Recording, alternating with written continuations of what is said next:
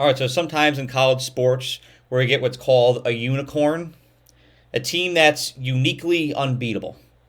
We saw it with 2019 LSU, 2020 Alabama, 2024 UConn basketball, and we're now seeing it, I firmly believe, with this 2025 Duke basketball team. And I'm going to unpack why in this video. If you're new here to the air with Brian Gregoire, please subscribe. We're building this thing brick by brick. I'd love for you to be a part of this community that we're establishing here. I'd really appreciate it. And I do apologize on the front end here if the quality of this video doesn't look up to par to what it usually is. I'm recording off the camera on my MacBook.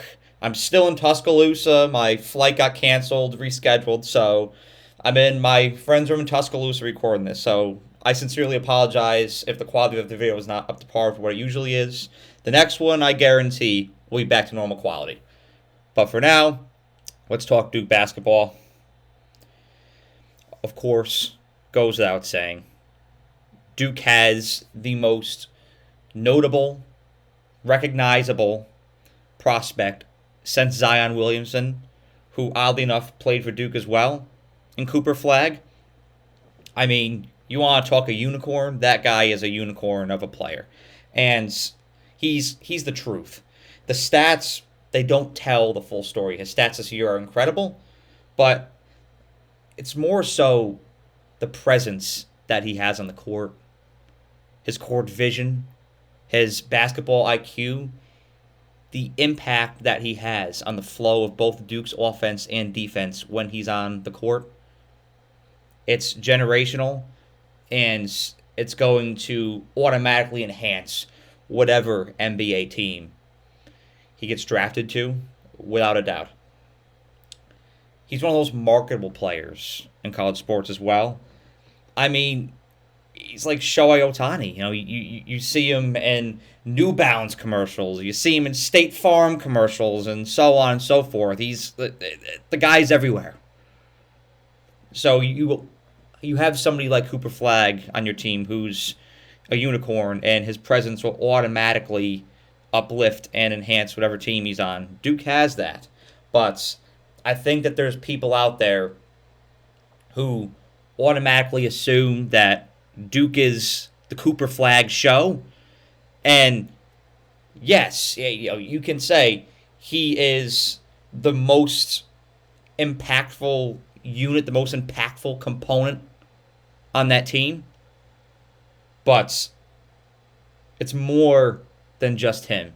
You cannot overlook the other guys that are on this team, because without them, Duke would not be the complete cohesive unit that they are. There are some dogs on this team. Let's go on the list. Of course, Con Kneppel. I mean, you saw him this Saturday. Absolutely shredded Alabama. And he's been consistent all year long. Con Kneppel, dog. Kaman Malawach, rebound machine. There's very few guys in college basketball who can protect the rim like Malawach. You saw that against Alabama as well. Zion James, Tyrese Proctor, who's been at Duke for a minute. There are dogs on this team. This is a complete unit. It is not just the Cooper Flagg show. Like, that's been an assumption about this team this year. It's like, it's just because they have Cooper Flagg. And if he's off the court, they're cooked. And they still managed to win the ACC championship. And when he is on the floor, they're borderline unstoppable, because it's him and all those other guys.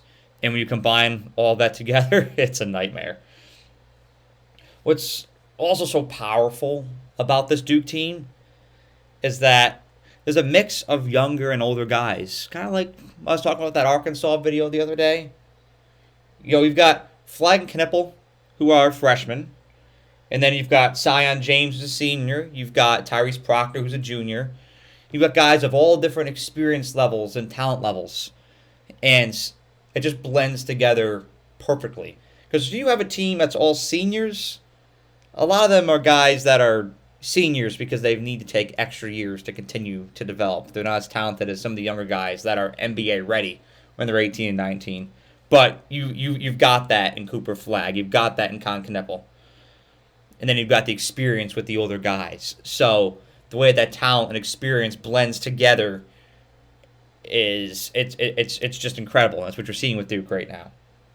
And here's a few stats that illustrates just how dangerous and complete this team is.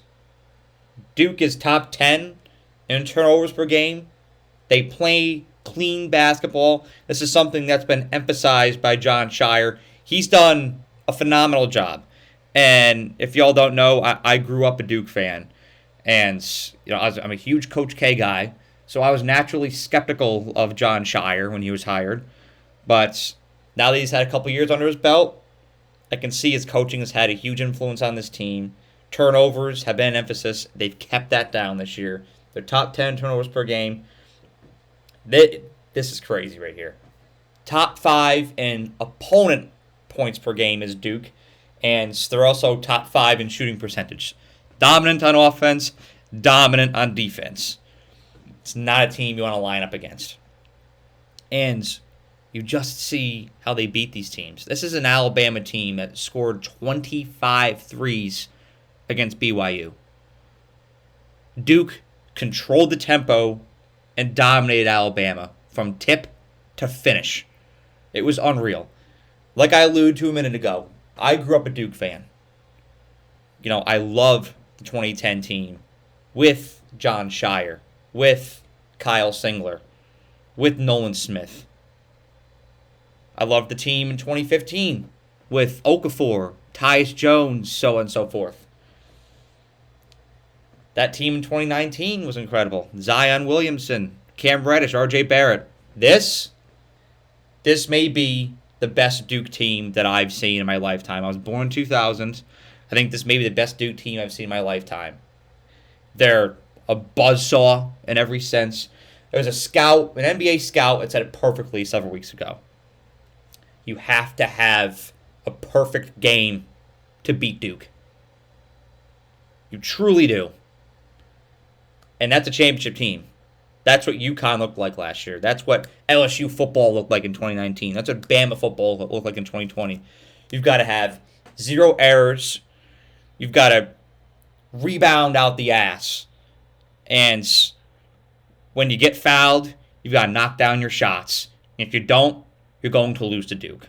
That's what makes them so powerful and so dangerous. And that's how they hustled Alabama. I think they can do the same with Houston. I can't wait to see what this Duke team does in the Final Four. Have a great day.